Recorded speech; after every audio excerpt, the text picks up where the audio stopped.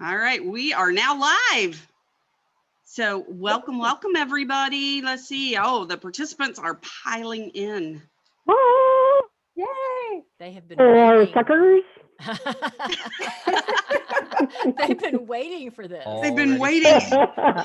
No Mr. Hartley, idea. are you the Grinch or are you mocking the Grinch with your shirt? Well, no. So today is ugly Christmas sweater day at work. So I, of course, had to do it. And then my daughters have matching sweaters. So this is the Grinchy at my house. We watch the Grinch every So let's see. We need to see the full More view. more Let's- sweater.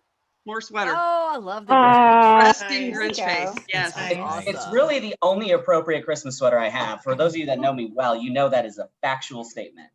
I feel Oh, really there you go, You still have Kimberly. all of put on my Carrie's festive sweaters? hat. There you go. Oh, I have to counteract his Grinch, right? So, Right. Apparently. yeah. Or maybe it just helps me to get in the better spirit. Oh, no, wait, maybe that's what's in here. Who knows? So does everybody have a Christmas tree up? I do. Oh, Keith McKinney, thank you. A little. Love Keith McKinney. Love me some Keith McKinney. Aw. Keith, you need to cross I-4 and come see me. So This I'm is like a Christmas present to all of us and the industry. We all get to see each other. It's kind of fun. It is fun. Nice pleasure. Thank you for organizing it. so it occurs to me that I probably should have the what? Probably been since the Builder Show, since we've actually all seen it, like what, January, Exactly. the last time. It's crazy. That so. I mean, we should have each seen each other at least 5 times since then. Mhm. At least. Oh, No. At Well, I least. guess I picked a good time to have a baby, huh? Yes. Yeah. Perfect, Ah. perfect year. I'm not exactly sure that I would put that on the top of my list with this, but okay. You There know? we go. With all the fun we were having, I forgot to open the PowerPoint presentation, so that's good, We've right? got PowerPoint. We did, So- well, Oh, no, yeah. Just for some opening Fancy. slides. just for opening. December 11th. Wow. I know. She wanted to put a bow on it, I love We're it. wrapping it up in a big red bow. Yes. wrapping it up. 2020 is almost over. Don't you guys wish it would last forever? Hey, Mike Davidson. Hasn't it Oh, already Davidson. lasted forever? I think it's already lasted forever. What's going to happen in 2021? We'll have no excuses. We'll have to just get down to it. Oh my God. Move on. Mm. Could have guessed. Mm.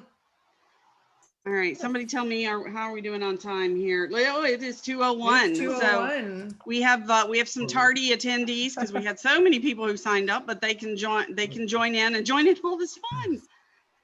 So I'm going to go ahead and kick us off here. And again, Carol and I are just so excited to be with this huge group of brain power, this big trust that we've rounded up for you. And of course, we want to thank Lasso for their top tips, so that they do every year, so that the top new homes and sales and marketing tips. So we got the best of the best for you here today. And Carol, why don't you kick it off by introducing yourself?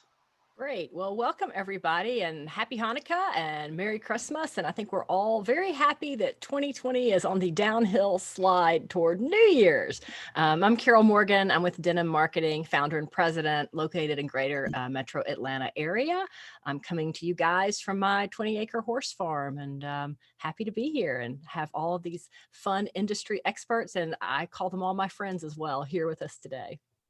I thought you were in your closet. Well, I'm in my closet on the farm, you know. Oh, okay, just checking. I'd broadcast from outside the horse pasture if I could figure out a way to do it. With your internet there out in left Egypt, I wouldn't recommend it. So No. So, and I am Kimberly Mackey. I'm the founder of New Home Solutions Consulting and your co-host here. I am coming to you from sunny Tampa, Florida. So where it's a balmy 72 degrees today. Woohoo, yes, don't you want to be me? I work with, I'm a sales and marketing management consultant. I work with builders, developers, and large brokerages. So I like to say I'm the person who makes sure that sales is the engine that drives the train instead of runs it off the tracks. So I do process, procedures, and training. And here's how you can reach me. And then we have with us, we're so excited, Angela McKay, from ECI Lasso. Angela, can you give us a shout out and tell us a little bit about yourself and then about this tradition that Lasso has had for the last, I don't know how many years? Absolutely. So good morning, good afternoon. I'm in Vancouver, so it's still morning. My name's Angela McKay, and I'm the VP of Client Experience with ECI, which includes Lasso, Mark Systems, LotView, Build Tools, and Bolt. Gosh, we're growing. We're adding to the product mix. When Carol and Kimberly reached out a couple of months ago to talk about hosting this webinar, I have to admit I was pretty excited because it's nice to be a participant. So thank you, both of you. Most of you know that providing education to home building is really important to us at ECI on Lasso. And whether it's webinars or resource guides, we work really hard with our partners to deliver relevant education for sales and marketing professionals. And so the Sales and Marketing Tips blog post really sprung from all of these relationships. And in January of 2015, so 6 years ago, we published a single blog post with tips from 18 industry experts. We were pretty proud of the fact that it was 18. And some of you are on this panel today who contributed 6 years ago. And each year that number has grown. And 2 years ago, we had so many entries that we had to divide the blog into sales and marketing. And then last year it was sales, marketing, and market insight. And this year we had a total of 61 contributions. So Wow. we have, I know, we have wonderful friends, partners, and clients, and we are extremely grateful. So I spent some time reviewing some of the tips from years past, and maybe not surprisingly, many are still relevant, are good reminders. So I encourage you to go back into the archives on our website. And while no one could have predicted what would happen in 2020, those who talked last year about the buyer journey and the importance of your website and virtual experience pretty much nailed it. But I don't think anyone missed the mark, because whether it's about your digital presence, your follow-up and sales process, or understanding your data, all are relevant and important more than ever before. So what this year highlighted, in my opinion, is the importance of really listening to all of these experts, because they've really got a pretty good track record. So I encourage you all to visit the Lasso CRM website, and I'll post the links to the articles, and read what these industry experts have to say. And hats off to the person who may be on this panel who made mention to the great Ricky Bobby. You're gonna have to read that post, or maybe he'll divulge himself today. So let's keep listening. But thank you, Kimberly and Carol, for this opportunity. Absolutely. Yeah, this is a lot of fun for us. The links are on your screen, but Angela's also going to put them in the chat so that you can cut and paste them. As always, we're recording, so you will be able to go back and review any of these tips and share them with your teams. So, but we're excited to have so many of you join us live, and we're anticipating a very lively chat today. So the chat box is open. But without further ado, let's meet the experts of our panel. Yeah, and most of these experts really need no introduction because you know them all. So we're just going to do quick rapid fire. First, we have Anya Chrysanthum. She's a content marketing strategist and host of a top-rated new construction marketing podcast. She helps builders, contractors, and housing industry sales professionals sell more homes by consistently keeping in touch with their customers through email marketing and social media. So welcome, Anya. And our next guest might need a little bit of introduction for some of you, but maybe not, because he's so well known in the industry. Chris Hartley is the Vice President of Sales for K. Hovnanian Homes. He has 17 years of new home sales experience as an on-site sales representative, corporate sales trainer, Vice President of Sales and Marketing, and VP of Operations. In addition, Chris is a certified trainer for the Texas Real Estate Commission. He's a frequent contributor to industry-leading publications on numerous industry podcasts and a highly sought-out public speaker. Chris was named Sales Manager of the Year by the Dallas Builders Association, Silver Award finalist for the National Sales Manager of the Year at the Nationals, and an NAHB Gold Award winner at the Nationals for the One to Watch. He's a Texas winner for Sales Manager of the Year, NAHB's Young Professional of the Year finalist, and has been recognized in Professional Builders 40 Under 40. He's an active member of the Zillow Builder Advisory Board, as well as a board member for Atlas RTX. So thanks for joining us, Chris. Holy crap. I I know. want to be him. Right. I know. Dang. And then we've got Laura Owenby saying that he's on Team Grinch, which I love. Yeah. Great comment. I'm like, dang, Chris. I know. Next up, we have Greg Bray, president of the 30-person agency Blue Tangerine. Greg uses digital marketing to help home builders and specialty retailers grow sales. Blue Tangerine is a digital marketing and website development agency specializing in helping home builders and specialty retailers grow their sales. And they achieve that goal by helping you build a better website and drive more qualified traffic to that website. He is proud to be the host of Home Builder Digital Marketing Summit and Home Builder Digital Marketing Podcast. So welcome, Greg. Thank you. Thanks for being here. And then, of course, from the frozen tundra up north, we have Carrie Mulcrone, who is the founder and owner of Carrie & Co. She is a new home sales, leadership, and coaching company celebrating 35 years in the home building industry. What, did you start when you were 5? She did. Oh, man. I Carrie, skipped. You skipped, yes. Carrie shares her hands-on, direct from the trenches experience and knowledge coast to coast, developing company synergy and systems which create both a love to work here and people love to work with us environment. Carrie's energy is infectious, her as is her accent, and her and her compassion compelling. Visit carrieandco.com to learn more. Oh, Corey. We have one of our 2 Kevins here, Kevin Oakley. He is managing partner at Do You Convert? He was intimately involved in developing, marketing, and selling well over $2 billion in new homes while working for 3 different home builders prior to joining DYC, as they call themselves. Kevin is the author of Pre-Sell Without Fail, The Secret to Launching New Communities with Maximum Results, and he is host of Market Proof Marketing Podcast. So welcome, Kevin. Thanks for having me. And then definitely not to be missed, we have Kevin Weitzel. Kevin is a former professional cyclist and Olympic alternate. That's pretty impressive, as well as a highly decorated former United States Marine. Thank you very much for your service, sir. His many productive years in the cycling industry landed him a very successful career in the motorcycle and automobile industry. His belief in and practice of relationship selling catapulted him from floor sales to general manager of the largest motorcycle dealer network in the United States in less than 5 years. Disenchanted with the auto industry, so their loss is our gain, he joined the team at Outhouse and led the team to the largest sales growth in company history since the downturn.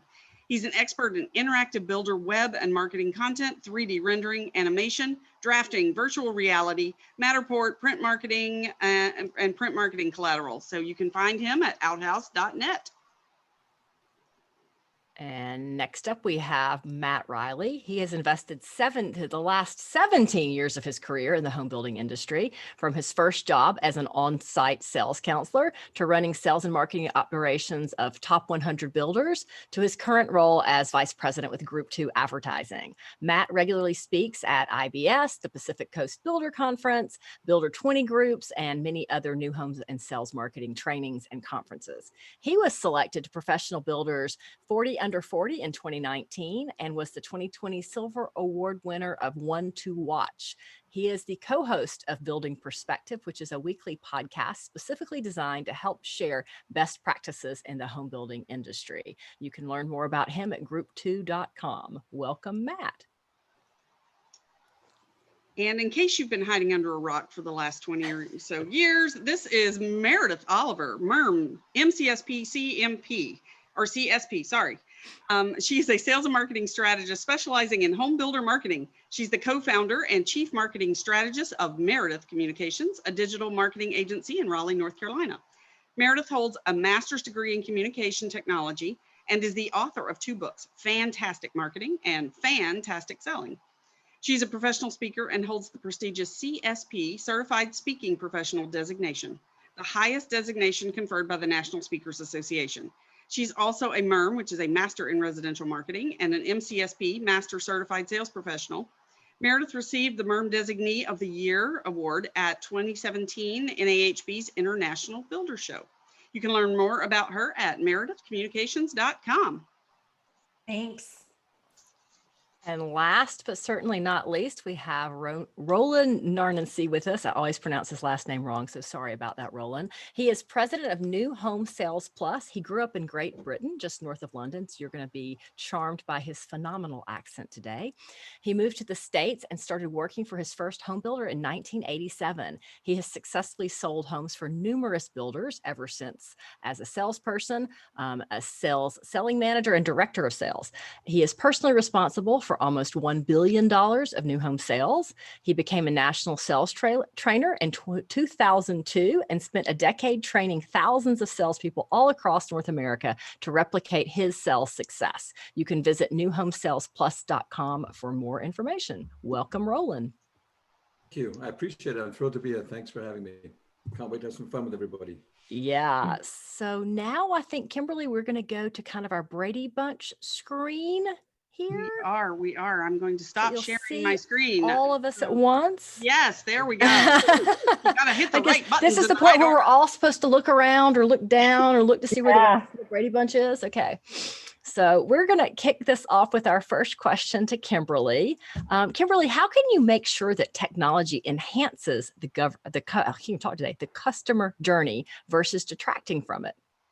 So I think Angela talked about how important the customer journey and the customer experience is, and Chris Hartley and I, even several years ago at IBS, spoke on the importance of that customer experience.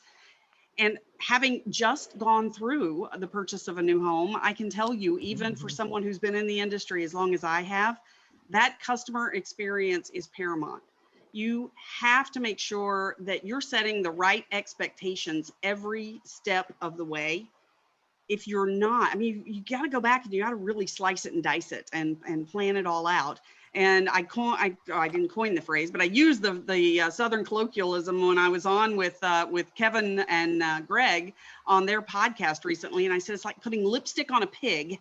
If you just add technology and you layer in your technology without examining your processes, because if you don't know what your processes are, all you're going to do is you're going to amplify what's going wrong in your company, because it's going to happen so much faster when you add technology on top of it.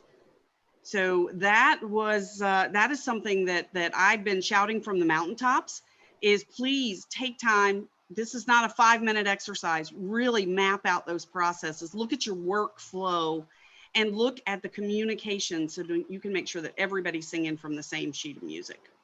So hopefully that answers your question. Does that absolutely. Great answer.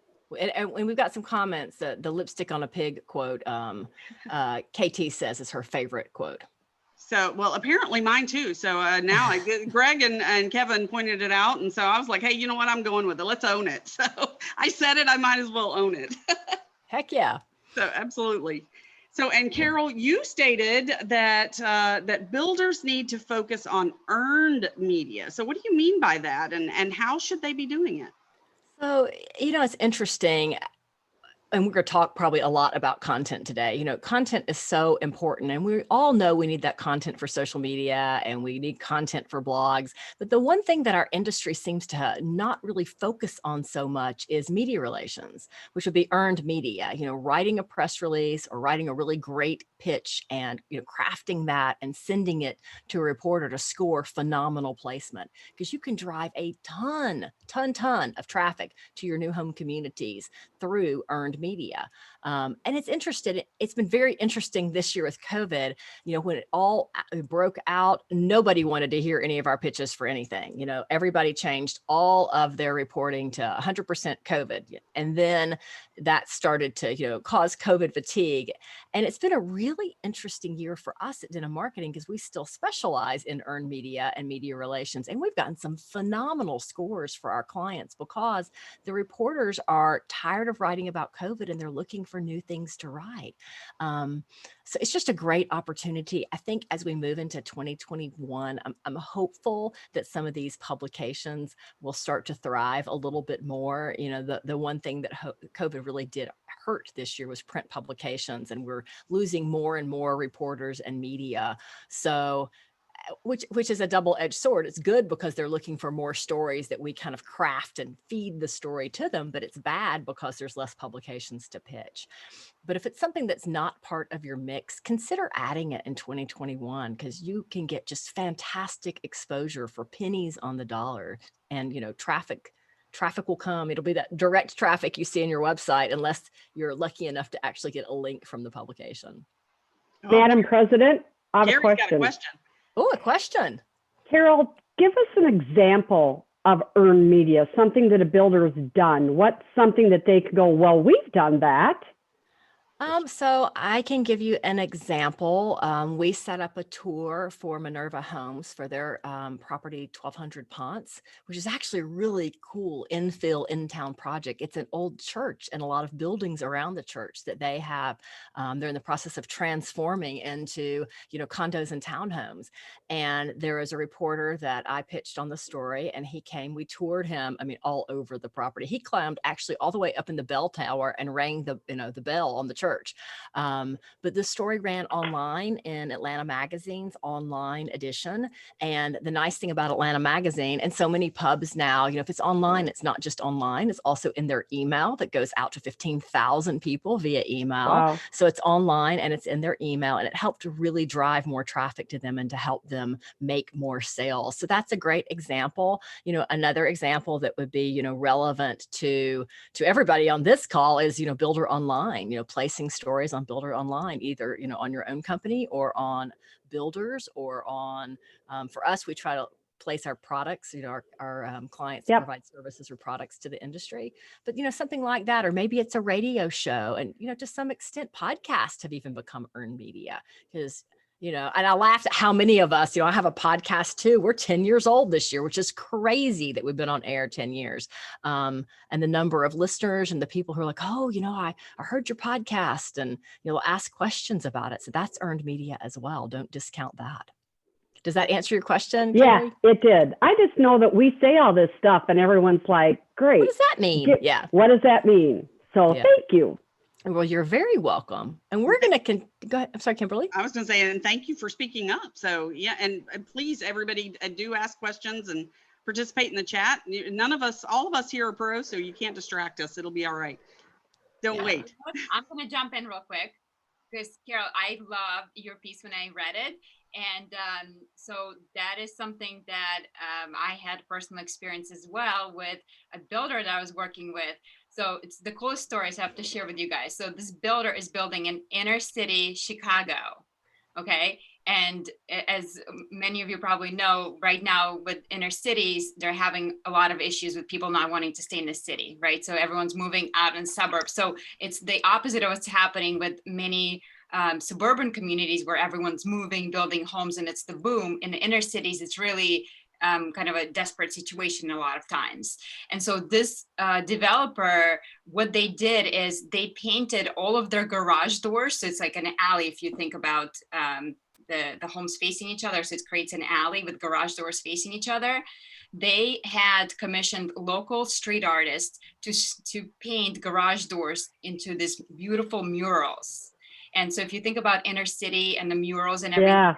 so of course That's cool. Every single community that this would work, but this was something that the builder kind of had a vision for it, and we pitched it to a local real estate magazine, that's online magazine, and it took off like, I mean, it's crazy. So now they went from getting like no foot traffic, no visitors, no submissions online, no requests to visit the community, to like instant explosion. It's like, Carol, how it's creating that interesting story, right? And now it's like all eyes on them. And now it's, okay, how can we sell homes out of that? So just think about different opportunities. What's that third party credibility? If you read about it, it's one thing to say it, but if you read about it and someone else says it, then, oh, it must be so. Well, sticking on the content theme, Kevin, you have coined the term content in context. What do you mean by that, and why is that important? There's two real things around that idea. The first is that marketing is for the last several years and for the foreseeable future, no longer a one-way communication. Marketing teams aren't creating a message and just pushing it out. especially on social media, as you're scrolling through the feed, it's not just something that's eye-catching that's going to make you stop, because there's lots of weird and crazy things on social media. They're going to catch your attention. It's the context to what you are looking for as a consumer, or is going to add value to your life. The other thing is that you've got the message, you've got the medium, and then you've got the audience. And historically, those are the different parts of content that you're concerned about as a marketer. And we're already losing control of the audience. And what I mean by that is on Facebook and Instagram, if you're trying to define your audience, you're doing it the wrong way. What you're trying to do right now is define the outcomes you want. And then the algorithms are finding that right audience for you. And that trend is going to continue, and it's going to accelerate to the point where we're likely going to have almost no control over audience. The machines will take over. And right now you can pay 42 cents to interrupt someone and shout your message at them. But that's likely going to go away, because all of the tech platforms are only focused on one thing, and it's not really your money as an advertiser. It is the audience that they're trying to serve, that they want to stay on their platform as long as possible. So the content has to get better, of course. Our industry is still way behind on content as a general rule, but finding the ways to let the algorithms discover that content and find the right audience for us is where things are going. And what you said early on, Kimberly, is absolutely right. We can't have people who don't understand technology and don't understand marketing making these decisions. IT departments were created to keep email servers running and the networks working, and to replace broken keyboards and fix printers that are jammed. That's what IT departments were created. They were not created to solve the technology operational challenges that we have trying to take our companies into the digital age. And that's why we need marketing technologists to understand all these things and can speak multiple languages to keep us pointed in the right direction. So let me follow up with that, Kevin. So are you saying that we should not be posting elevations of our homes and saying, look at and that's all we talk about on social media? No, absolutely not. It's got to be in context. And so part of that is creating a library of content that's big enough that the algorithm can pick the right piece to deliver to the right person. We can't, and the other idea there is, most content we make, I say we treat them like paper plates. We take all these pictures of a home, and then like a disposable plate that I give our 4 kids to eat every meal of every day on, they just crumple it up and throw it away instead of realizing that it's got to have a longer shelf life when we make it. It has to have a story. I mean, these homes tell a story. I've told my salespeople for years, what's the story of this home? Who lives here? Not fair housing violations, but who lives here? How do they live here? What's cool about it? And it's giving them enough content, enough different ways that they can tell their own story and put themselves in it. Yeah. Can you give examples, Kevin? Again, as to say, I'm gonna borrow Kerry's question theme there, but I love the idea, but want to understand it even better. Like if you had to build a library of content for the algorithm to pick, what would that library consist of? Like what would the mixture be? Yes. Well, the first example I'll give you, just because I think everyone here and on the panel can relate, is someone that I know they were tasked with creating a buy it now online system in 90 days or less. Design the whole house, check out, get it done. 270 days later, they're no farther forward than they were back then. And also, they don't include standard featured lists anywhere on their website at the community level or floor plan level at all. And the reason why, Roland, is because no one at the company even knows for sure what they are. To Kimberly's point again, they're like, well, we couldn't put that on our website because it might be wrong. Well, if you can't keep your own standard features organized to the point where you can put them on your website confidently, you're nowhere near getting close to 2020, let alone 2017. And so when the consumer is typing in and searching for more information, because anyone overwhelmed with leads? We're overwhelmed with leads because we don't give people enough to self-educate. We're trying to say, no, you gotta talk to us. You gotta talk to us. Right. What if only the best ones made it through because they could self-educate themselves? And so that does mean, Roland, of course, pretty pictures and videos. It means written word. It means all of it. But the best converting website and app on the world, Roland, is Amazon. And it is not a magazine format. It is not a lifestyle-oriented piece. Here comes the truck right there. Exactly. No, I'm not kidding. Well, Carrie, I'm there's not only kidding. 2 kinds of days in quarantine, Carrie. There's the days when packages arrive and the days when they don't. So you're having a good day today. I'm shopping while I'm with you.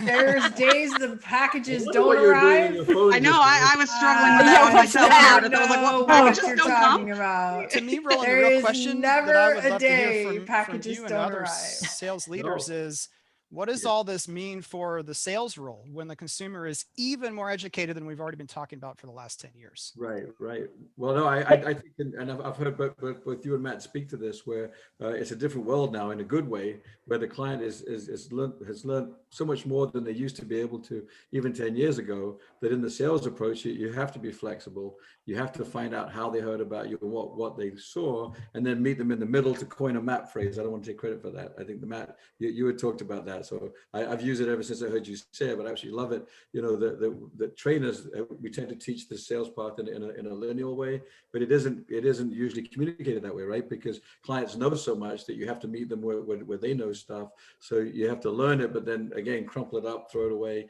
and just relax and talk with people and find out what they know, and meet them there and understand that. So I think it requires a lot more flexibility and sort of mental nimbleness on the salesperson's part to really understand what they already like, and then just go with that momentum, as it were. Does that Hey, make sense? Kevin, I have a thought that kind of goes on what you're saying, and Kimberly, with the experience, when you talk about the algorithm and like Amazon and online, is that when you take the experience and you combine them, like I've got FedEx and Amazon, and I got all these men coming to my house. It's just awesome. But I have a basket that's at the front of the house with water bottles and snacks and stuff, and say, thank you for your delivery. Take something if you want it, to add to the experience. Because those guys are driving around like crazy. That's so nice. I need Yeah. to do that. I gave my guy a couple of bottles of water. Yeah. Maybe some other stuff too. So, and Kevin, to just one of your words that you use, so in the sales land, as opposed to marketing, we call those included features. Yep.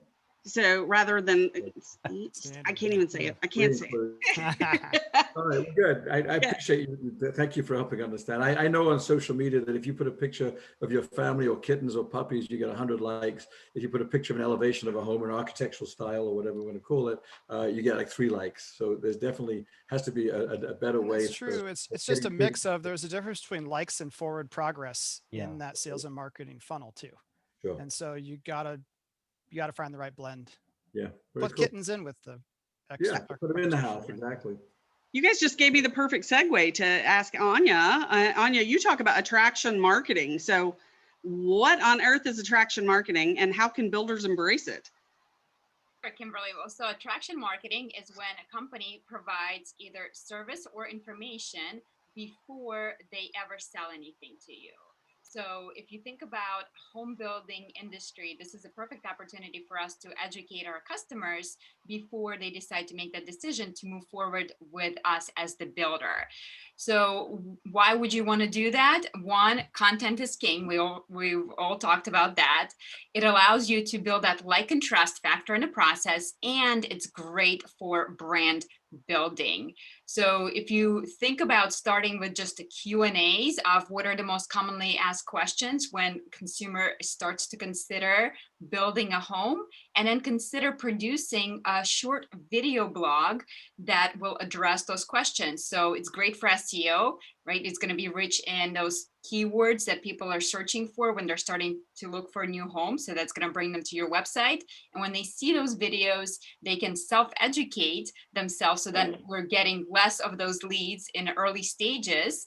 And in the process, they're starting to develop that like and trust factor because they see you as the authority in that industry. So when they're ready to actually move forward, they're going to choose the builder that spend the time educating the consumer and kind of paying. So it's almost like you're making those deposits into their bank account little by little, right? It's a good faith deposit, so that when they're ready to move forward, you're the person that they're going to think of to go ahead with that. I love that. I love the bank. That's such a great visual for me. Yeah. And the biggest thing with that is just, you want to be sure that you're consistent with your content. So I always say, try to produce something once a week. And if you can do that for a whole year, talk about Kevin's library. That's going to give you 52 pieces of content in your library ready to go. I love video for it because you can produce one short video and then you can, maybe produce a podcast, right? Just strip off the audio and you have a mini podcast, you have video, you have other ways to use it on social media. So don't make it really complicated for yourself. Video is easy to do, and then you can repurpose it in many different ways. And also think about evergreen topics. So don't just talk about what's happening right now, but what's going to be relevant 5 years from now, so that you don't have to reinvent that content over and over again, once and done. So yeah. So many times that evergreen content just, it comes about naturally. What are people asking all the time? So answer those questions in your blog post or answer them in your social media. And that way you've taken care of the question before it comes up the next time. You can answer it or answer it shorter and then, send it on. I see, as I say, Angela's up there just smiling and grinning. I missed something somewhere. Who? Kevin.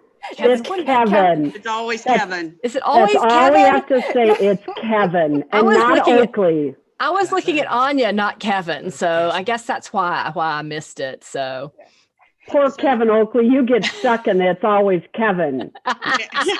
Keep focused Let's on call the Kevin Kevin, and we'll be just fine. Kevin, we're going to call you Karen.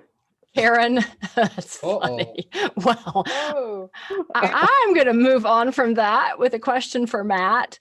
You reference good market syndrome, GMS, advice for not becoming complacent. What should builders be doing during these times?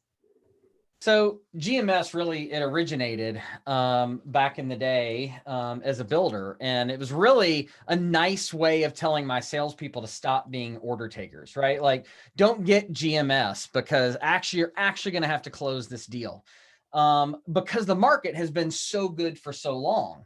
Now we're literally in we thought 2016, 2017, 2018, we thought these were incredible years. And now here we are 2020. And it's just like, holy moly, we had no idea what it was. But GMS is similar to irritable bowel syndrome in the sense, if you don't take care of it, it's gonna bother you. Thanks for cleaning that up for us. That's right. What I mean is, sales covers up a lot of problems, right? And so, when we started this pandemic at the very, very beginning, all of us were screaming, like, you've got to really start evaluating what you're doing. You've got to invest in the right things in the right places. Content is one of those massive things. And GMS ties in, my part really ties into everyone else, what everyone else is talking about as well. But an example of it is, we're selling a whole lot right now. So we don't really need to spend money on X. We don't really need to spend money on bettering our process. We don't need to spend money on those extra photos or Matterporters because we're selling enough houses the way that it is. You should break your computer's amount of content. And Kevin Oakley knows this because I shared a bunch of content with him, 6 years ago.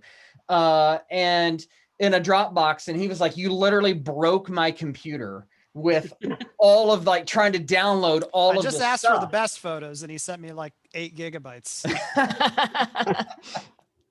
But I mean, that is the type of investment level when we're talking about content and then how it relates to context. That's the type of investment level. We should be digging in, asking those deeper questions about how we need to improve. And not just being like, we're selling okay. We don't really need to, don't poke the bear right now because we're selling. Well, it's a lot easier to invest in things that you need to fix when sales are really, really good, because it's really difficult when times are tough and you're way behind plan to go into the owner's office or to go into your division president's office and say, hey, I need to spend $75,000 and make all my floor plans interactive because this is what people are doing. Right. And they're going to look at you and go, you have lost your mind, right? Wait. What wants to know where you're spending. Give it to me.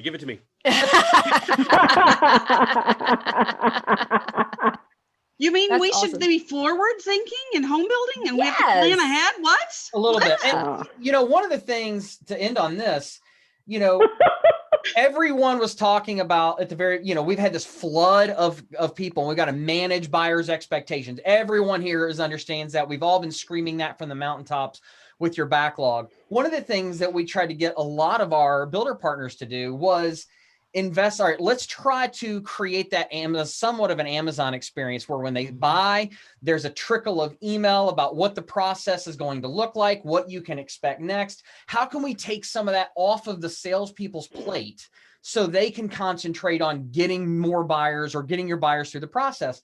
And what we found was, instead of everyone jumping on board with that, they realized that they actually didn't know or couldn't distinctively quantify what their exact process was after someone wrote a contract. Yep. And we had to have this whole much larger conversation about what are the touch points and how do we communicate that? Yeah, absolutely. You've nailed it. You know, Kimberly bought a house this year. She can certainly speak to the process she experienced or didn't. Yeah. And I had one of the better ones. So, and still there were holes in it for sure. Chris Hartley, a few years ago, did some videos, and I hope you're still doing those videos, Chris, but I thought this was the coolest thing that he did, where he created these videos to help with the handoff so that people knew what to expect. They knew who to expect it from. Tell us a little bit about that. Yeah, Chris. we brought those to K-Hog. So, I mean, you know, the whole idea here is you build up a relationship with the prospect, and then all of a sudden you just get dropped and you're forgotten about. So you need to put a face with a name. You need to move on with the process. You need to get them involved. You need to get them involved quickly.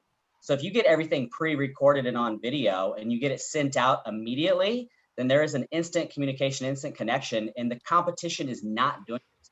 They're just not. And so when we did that display for International Builder Show, 3 years ago, I mean, if you're not already doing it now, you should have been doing it 3 years ago, but you definitely should be doing it now. For sure. Yeah, I mean, and they don't have to be, to Anya's point, I mean, they don't have to be these polished, professional, big productions. In fact, if they aren't, it's even better.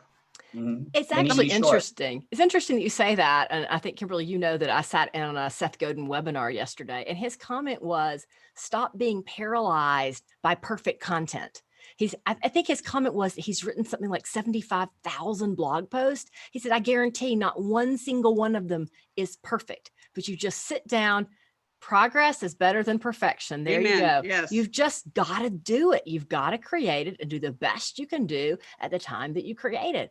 But our buyers demand it. And if anyone thinks for a minute that a buyer today is going to go on a website and think that it's okay that there's not a 3D tour of some type there, whether it's Matterport or whatever, I mean, you're crazy. They're expecting it from everyone. Even if you build custom homes, they want to be able to walk through one of them virtually. It's not going back. I mean, this is probably in some ways the best thing that's happened to this industry. Because instead of begging our clients to get on board the train, I think they see the train left the station in 2020 and it is not turning around. It's gaining speed.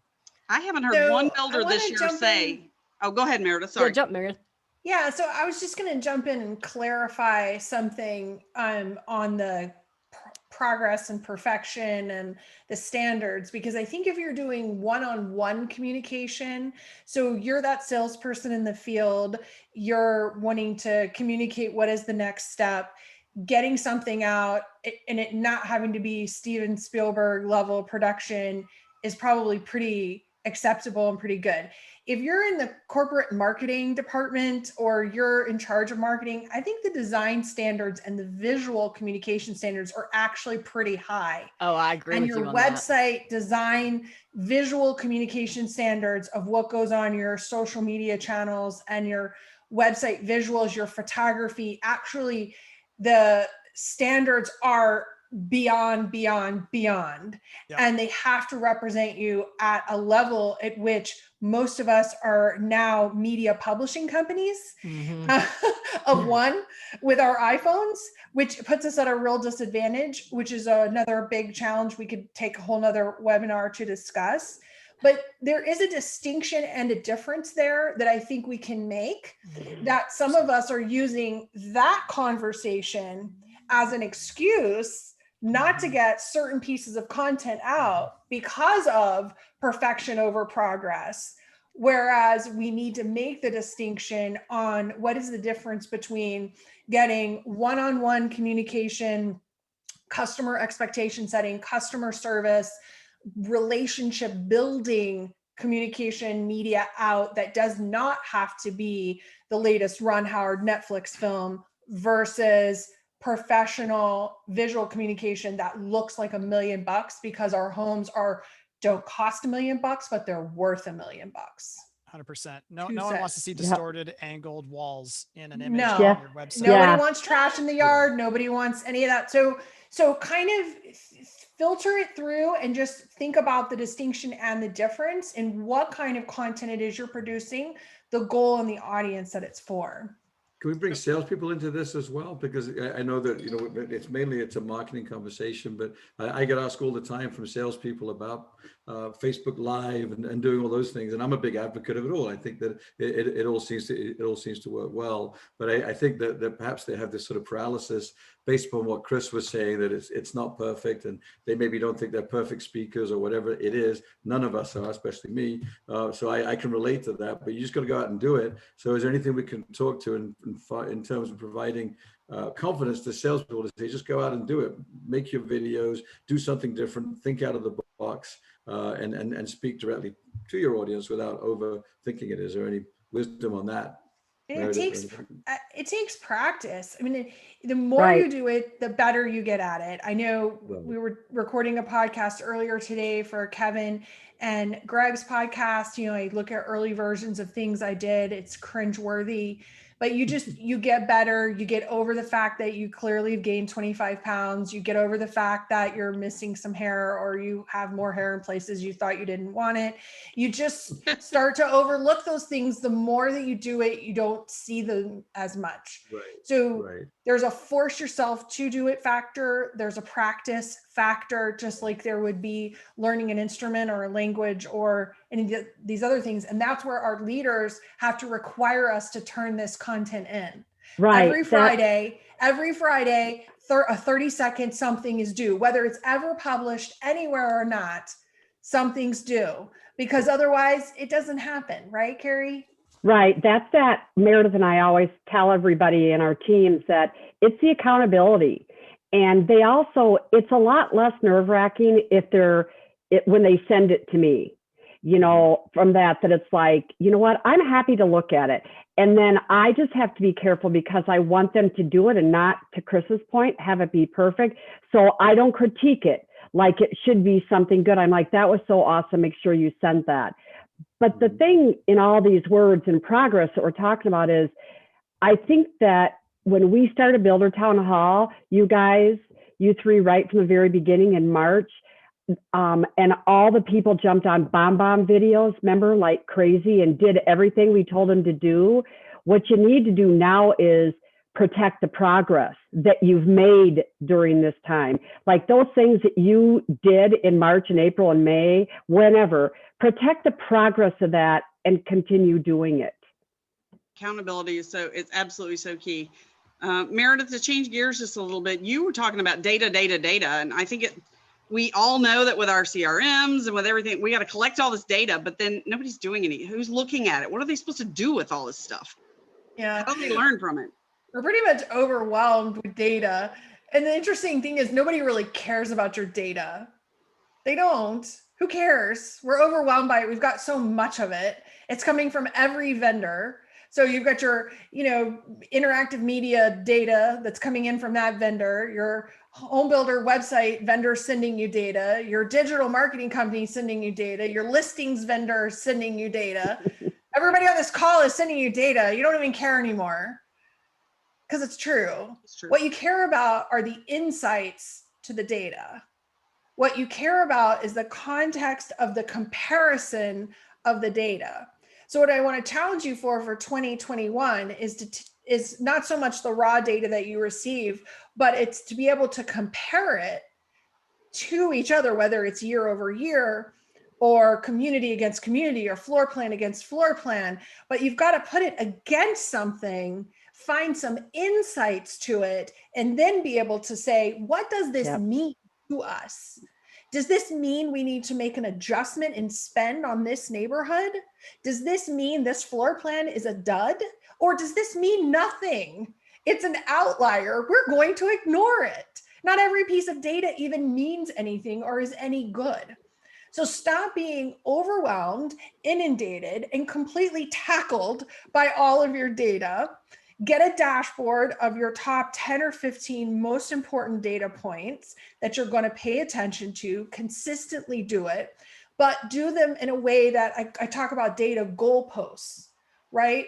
So goalposts, when we kick a field goal and in football, we're trying to get it through the goalpost. And the reason the goalpost matters is because they give us a place to land the ball. They give us a location to drive that field goal to score our points. Well, data only matters if we have goalposts to score our points, to put our data through. So the comparison of the year over year, the floor plan over floor plan, are the goalposts of which we decide if that data is important or relevant or meaningful to us. So, hey, Meredith, yeah. will you talk, because I think it's super valid, how you speak to the data, what you do with it in real time. Sometimes you get data and how, you know, sometimes you save it for the next meeting, the benefit of real time with data. Yeah, I mean, so when Carrier and I are teamed up, so we're in Google Analytics, like big old data nerds, and we've got this community compared to that community compared to this community. We've got how many visits, how many % are new, how long they stayed, and what floor plans they looked at. We've got that overlaid with Kevin Weitzel's interactive plans and which ones of those and how long they viewed that. And then we've got that's down 30%. And then we're like, why? And then we see, oh, the Facebook ad stopped. Oh, why'd the Facebook ad stop? The credit card expired. Really? Who let the credit card expire? I mean, like literally, sometimes you guys, the problem you're trying to fix is your credit card expired for your Facebook ads. That was it. You know what I mean? Like, we don't have a giant marketing problem. But other times we're like, oh, the credit card's still running. What's wrong?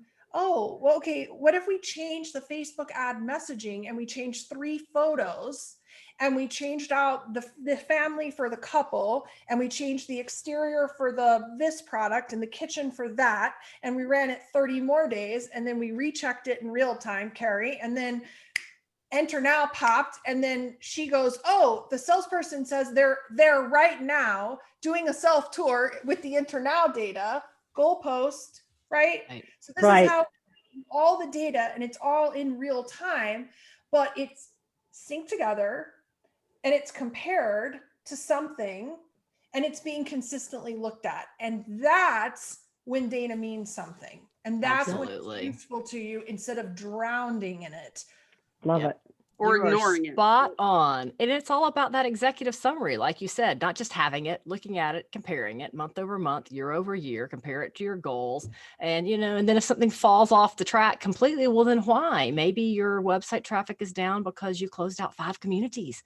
And you know, they're not coming up in search. And sometimes, it's just like you said, it's an easy as, we actually had a client this week that we noticed their Facebook card hadn't gone through. So their Facebook ads weren't running. We're like, oh, hey, what happened? Did you get a new card? And they're like, actually, we were hacked. So yes, you got a new card. I'll go plug that in now. You know, right. But then in other times, the positioning of the community was completely wrong. It was a miss, or the images were a miss, or the photography was bad, or the whatever, or all of that was right. And it's a price problem, people. You got that. It's your problem. You know, you didn't do a market analysis. You got a wrong product in the wrong location at the wrong price. I'm telling you right now, like, you know, so sometimes it's little problems, sometimes it's big problems, but all of that can be seen if we're analyzing it in a context of something that means something and not just drowning in zeros and ones. It's great advice. Yep. Great stuff. People, but social media, you know, you can get all that information on which posts performing better. So pay attention to that too as you're producing the content. And right now, if you look at Instagram, you'll see it's all about reels, right? So it's short content, 15, 30-second content, and it's fun. So make it really fun, short, and be done with it, right? So that's what people want. Well, and Anya, the really good reporting, like a Google Data Studio or a Dash This, any of those really good products will pull into that executive level summary Carol referenced. They'll put your social top level social numbers, your Google ad, your Facebook ad, your Google Analytics. They'll put all of that into a single dashboard for you, whatever those important numbers, your CRM numbers from your Lasso, they can put all of that into something for you and get you a really nice snapshot from a bunch of different channel sources. Yep. Data always tells a story. And I would say for 2021 and beyond, you do need to have access to the direct data itself. Of course. You always want to obviously Yes. work with someone you trust to help you analyze, but at the end of the day, Absolutely. the person who knows the story about your community and your homes the best is probably someone who works in your building.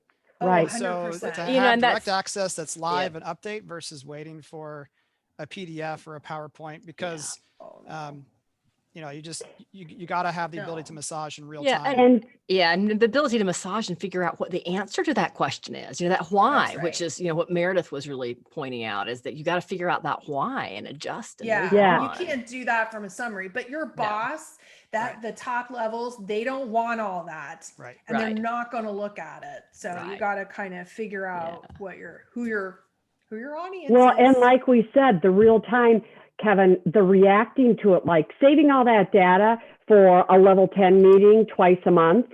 I mean, like, is that the craziest thing you've ever heard of? Where like all of a sudden you're sitting and you see something happen, like to use Enter Now. You see all these people that are going through. Why are you not calling that salesperson, said, get to your CRM, look at this. This person has been in the home 2 times in the last 4 days. Call them, meet them, do something. Right. Absolutely. Well, let's move on. I want to make sure we get through all of our questions. So I've got a question for Greg Bray. You know, we hear a lot about buy now online, and, you know, really kind of that Amazon, you know, we all want to buy it now. We want it now. And then there's a whole trend that buyers are relocating, you know, out of necessity. They're buying sometimes sight unseen. Is this going to be a trend moving forward? What do you see? So I think buy online is definitely moving beyond the trend stage into it's really happening. There are builders definitely experiencing it, but I for sure see that buy sight unseen, I still see as potentially the exception, not the rule. I don't believe that buy online has to equal unassisted, sight unseen, completely independent purchase. All right. Buy online means there are tools on the website so that when I'm at home, I can keep the process moving forward. I can still tour, I can still talk to somebody, I can still have assistance, but then I can go home and I can say, okay, yes, that's the lot I want. Yes, that's the home I want. Yes, I want to make a reservation. Yes, I can trust that the pricing and the availability is accurate on the website, you know, that it's not 3 months old and that home's really still available. You know, there's this data underlying connection that I think where a lot of builders start to struggle with buy online. I think some of the things Kevin was alluding to probably had to do with data management behind the scenes as to why they couldn't get things moving. That's where you decide where you put the pieces of paper in your filing system. Yeah, like data exactly. management. Exactly.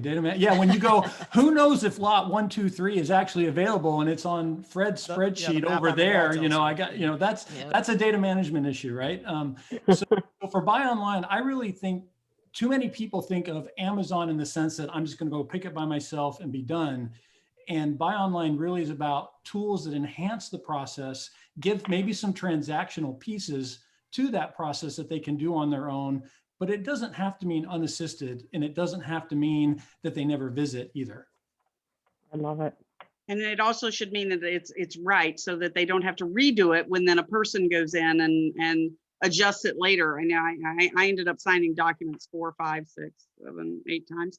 Yeah, you know, that whole idea. I mean, we're all consumers too, right? I got a Christmas Amazon order I'm in a fight with the seller because it hasn't showed up yet. It was supposed to show up 3 days ago, and they're going, sorry, you only had 30 minutes to cancel after. I was like, I'm not canceling. I haven't gotten it. I want my money back. You know, it's like we have these types of things all the time. You don't want those bad experiences because guess who they go tell? You know, when that happens, right? And that's a whole nother conversation, reputation management, right? But yeah, but you know, you've got to make it easy, and these are tools to help make it easier. And Angela, on that theme with the tools, so you know, this industry has lagged so far behind. This is the first year that I haven't had a builder say that internet thing is a fad. So for that, I'm grateful for 2020 that it didn't happen for once. Yeah. So, but what do you recommend? And I mean, how do they get started if they feel like they're behind?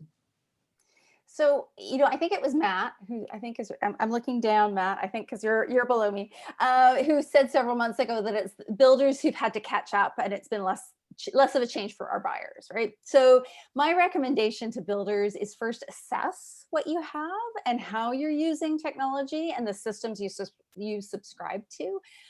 The term tech stack may be new to some of you, but it essentially refers to all of your systems and how they work together to sell your product and manage your business. So there's a great quote from Steve Jobs, but it's now, Kimberly, it's now your quote too.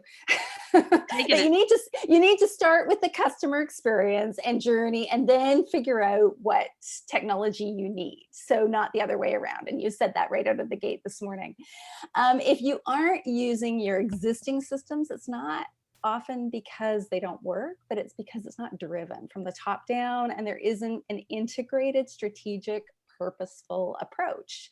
So marketing has shifted, and as Kevin, you said this, there's a need for a technologist role and looking at how your applications tie together and how to provide a better experience for your buyers. So, on a tactical note, and I know, Kevin, you've talked about this in the past, there's a wonderful tool called Zapier, which, magically connects so many applications together and really can make your life better. And if nothing else, I really recommend subscribing to their blog. It's one of the most useful blogs outside of our industry, outside of home building, for marketers, in my opinion. But from a sales perspective, consider the role of sales operations. So really understanding the data, and Meredith, you talked about this, building out reports, looking at those insights, truly managing your CRM. Yes. Implementing and reviewing your sales processes, and constantly looking at ways to be better and achieve better results more efficiently. So sales management is more about the people, but what I'm suggesting is really to look at who owns the sales operations and just owning your systems and how they're used. And when you get your core systems and approach in place and working, that's when you have the opportunity to experiment and try different things. And that's when it sparks innovation and creativity. But you got to get started with it for sure. You do. Yeah, absolutely. Just adding to that, 10 seconds, is the companies that I've seen that are ahead of the game, or at least leading the pack, especially right now, have tech savvy sales and marketing leaders at that executive table. They are the ones driving the direction of where it needs to go. And they are the ones that have the ear of the owner, the division president, making and pushing for those decisions. Those are the companies that I've seen that are leaps and bounds further than anyone else. Yeah, I would agree. So true. I would say I spoke to somebody this past month, I'm going to say, to make it wide open, but their VP of sales had never logged into their CRM. Ooh, that hurts me. And you kind of hope that nowadays that's not the case, and that shouldn't happen, but it is the case, and it is reality. So it's something we just really, really, and I hope 2021, brings that change. Yeah, I manage teams from across the country using the CRM. So, that gives me everything I need to see to be able to keep them on the right path. Your CRM is the hub of all of this. It's crazy. So, Carol, let's move on so we get Roland. Yeah, let's move on to Roland. Roland here. Well, we've talked a little bit about trust today. Roland has found that the ability for a company and its salespeople to communicate trust can be a huge differentiator. Roland, tell us a little bit more about how this works. Yeah, I appreciate that. So I'm going to talk directly to the salespeople out there, my sales peeps out there. So, all this talk of machines selling things and so forth. I mean, yes, we do buy plenty of stuff on Amazon, but we aren't machines. We are human beings that need to relate to other human beings. And so, I've always sort of recalled a bit when talking about selling machines. It's just not that way, right? So as I was thinking of a topic for Lasso, in fact, I was walking my dog and I thought, what would be a good thing? And I love acronyms. So I thought of this acronym while walking my dog. So here it is. It's the word trust, but it relates to what we're talking about. So the T is, and I don't want to be overly salesy here, but it just keeps us on track nicely. So the T is working together. So going into 2021, we need to let people know that we're in this together with them. It's all new to us. We don't know what we're doing either. The comfort or discomfort, perhaps of wearing a mask and stuff like that. I have a salesperson in Orlando, Mike McCrary. I give him a shout out. He's hilarious. He still texts me and calls me a dirty Englishman. I don't know where he gets that cheek from, but he worked for me 20 years ago in Orlando. Anyway, he's a great salesperson, but he taught me this way. He says, I am smiling underneath here. I'm laughing, I'm smiling, and we're in this together. So that's the first thing about going into the new year. Let people know you're in this with them together so they can relate to you. The R is for relate. You have to be relatable. People connect with others like them.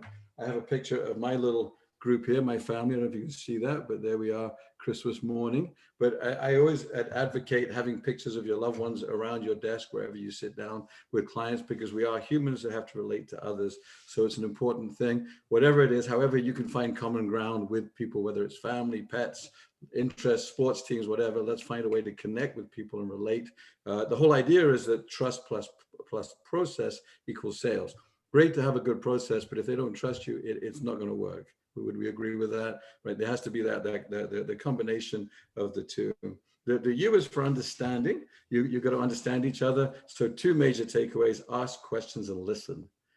I know it sounds obvious, but in sales, we tend to think of ourselves of having to talk so much. And I've said it a million times, telling is not selling. We're looking for plan. So you got to ask questions, you got to listen, but then you got to prove that you actually listen. So the S is for solutions. Your company name, Kimberly, I thought of you. There we go.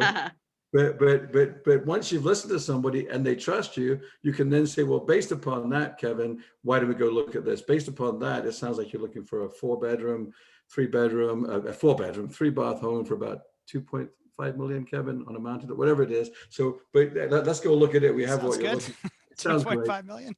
Sign me up. Who knows? I know you're living well in that little cabin behind you. That's just for your appearance's sake. But anyway, so once people trust you and they know that you listen, then you can provide that solution. If they walk into your office and you say, "Let me tell you about my builder. We have a great home for you." Well, you don't know me. I don't trust you. So how can you advocate for that? So we got to be patient.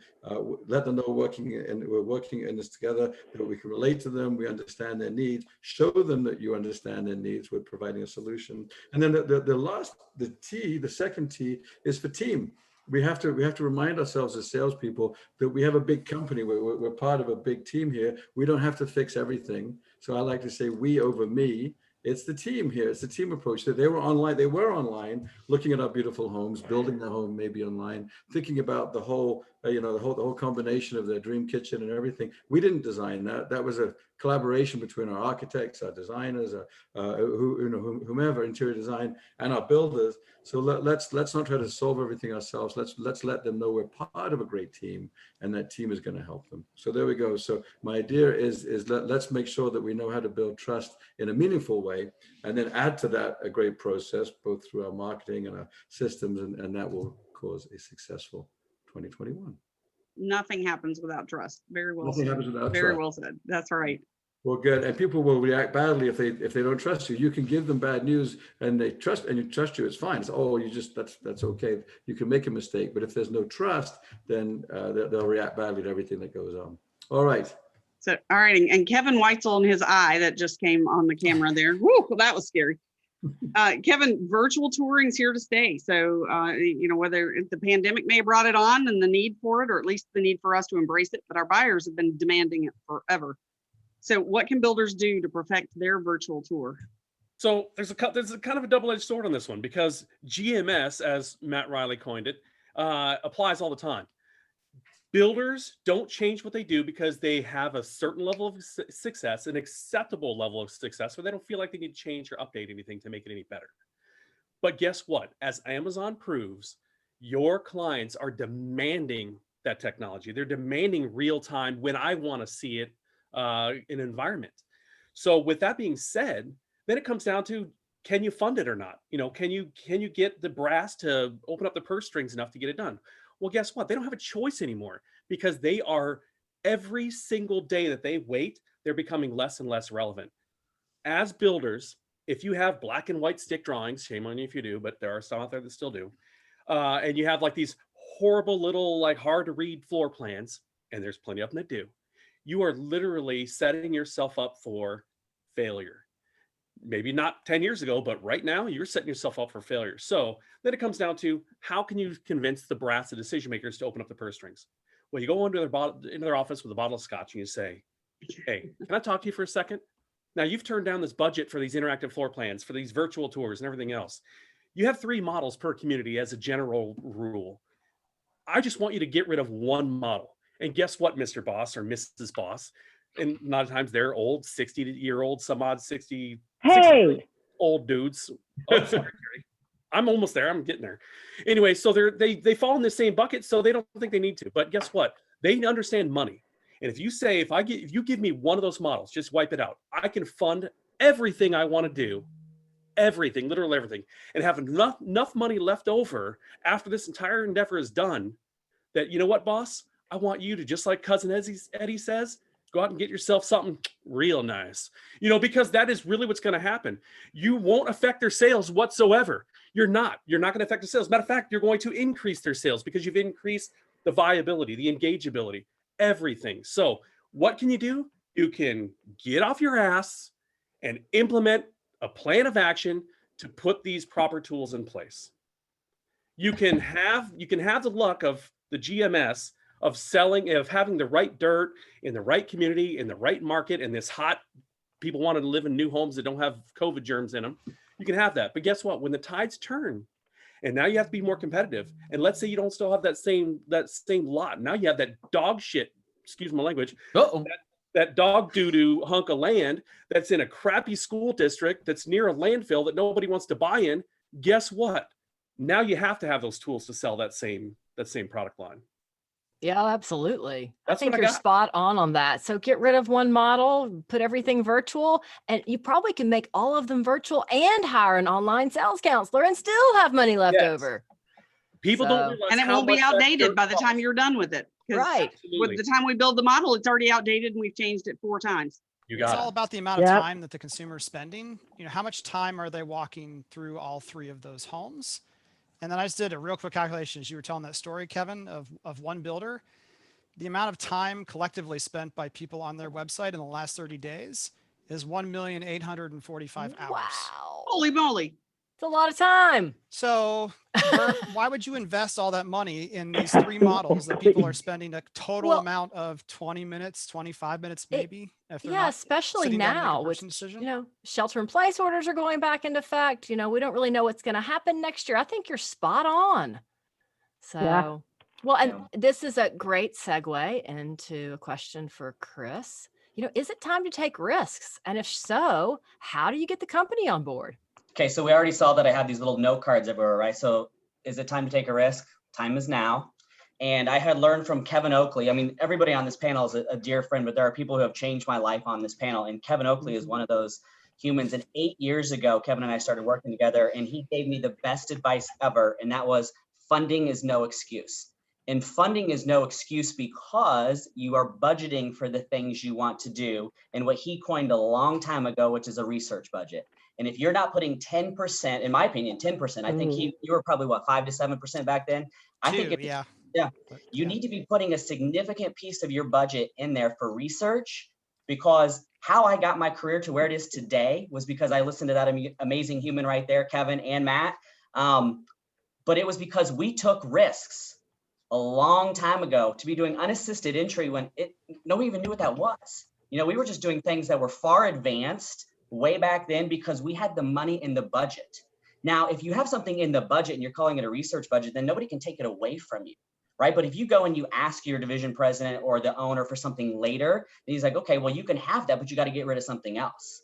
But if you're already planning for it, then it's there. I mean, there's so many, I have pages of notes just from today. Protect the progress. Matt Riley said it earlier.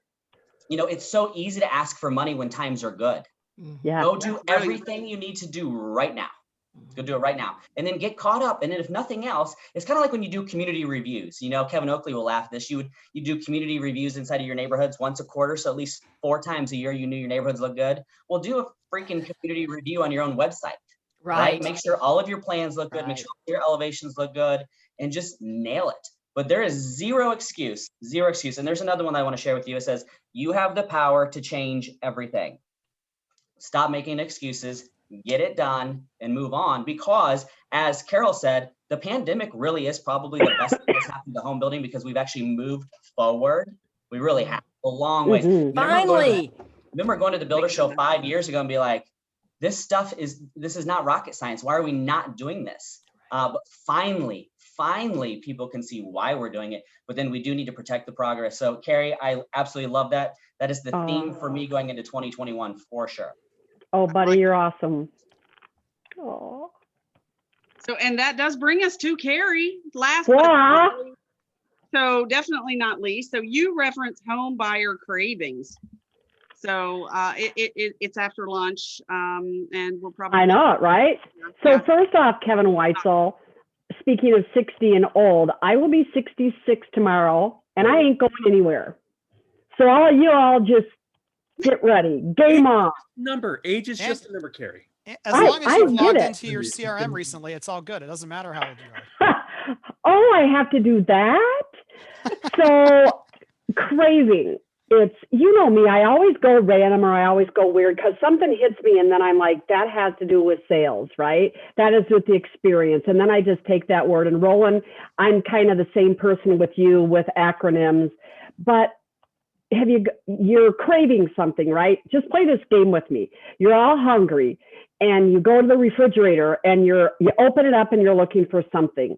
You don't know what it is, but you eat something, and that wasn't it. And you go back a little while later. Okay. Sorry. And then you go back, salt. But then you go and you continue to eat to fill a craving, and you've gained 10 pounds and you're not full, right? People have a craving to build a new home. That's how it starts. We kind of talk about a need, a life event, a happening, all those people are like going, oh my God, I knew she'd say all this stuff. But really what happens is they get a craving for something and they want it. So they're coming, and what we need to do, whether it's sales, whether it's marketing, we need to fill the craving, because if you fill the craving, just like we shut the refrigerator, they stop shopping. Is that not your goal? In all of what you do, is your goal to not get people, when they're on your website, your model, with your OSC, stop shopping, right? So feed the craving. What are they looking for? There's some things that you can write down, and when they see or feel these things, they're done shopping. They're looking for knowledge. What do you know? Trust, for sure, Roland. They're looking for the service. What service do I get while I build? What service do I get after I build? They want, in Meredith's old world, remember we spoke and she had the easy button and she banged this big button. They want to know how easy it is. That was awesome. So I want it to be easy. Reliability, like when something goes wrong, tell me about the reliability, honesty, and value. If you can fill someone up with part of that, you have fed their craving. And when you've done that, then they're yours. So just kind of take your CRAVE, and your C being, you got to calm or conquer what they were getting hungry for. So you have to respond to it. You have to act on it, verify that you're the one. And the E is just end the craving, stop the shopping, use your list. Because we're all craving something. The person that you're meeting right now is flipping agitated. They're coming in hungry, hot, and agitated. Fill the craving. Woo! I'm hungry now. Uh-huh. Let's crawl. So we definitely ran long, but I want to thank all of our amazing panelists that joined us today, and for those of you who hung in with us till the very end. So here they are again. So we will send out links to everybody's website, so you'll be able to find that and be able to connect with anybody who was on here. I'd like to invite you to join me on Tuesday as I go head to head with Myers Barnes, because this wasn't enough. Apparently I have to take on Myers Barnes on Tuesday too. And I'd like to thank all of you for joining us, and wish you a safe and wonderful rest of the year. Look for all of us in 2021 in our podcast and everything else. So thank you all very much. Bye, everybody. Merry Christmas. Bye. Happy Hanukkah. Thank you. Merry Happy Christmas. holidays. Happy Hanukkah. Happy festival. You guys rock. Happy every day. Christmas. Happy birthday. Oh, yes, that's tomorrow. Happy birthday anniversary. to Happy you. Thank you. Thank you. The old one. All right, I'll see you guys all in just a minute. Ciao. Bye.